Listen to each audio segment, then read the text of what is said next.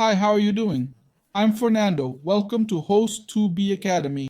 Today, I'll show you how to center page titles in Shopify. First, access the Shopify dashboard. On the left, click the Online Store button. This opens the Themes page. Find your theme, click the three-dot button. In the new menu, select Edit Code. This opens your theme's file page. In Filter Files, search for base.cs. You'll see a file named base.cs. Click it to open your store's appearance script. This contains all your store's styling code. We'll scroll down to the last line. Just keep going to the bottom. At the last blank line, hit enter to add space. Next, we'll visit host2b.net. The link is in the description. Here's the code we'll use. Just click the button above to copy. Let's click it.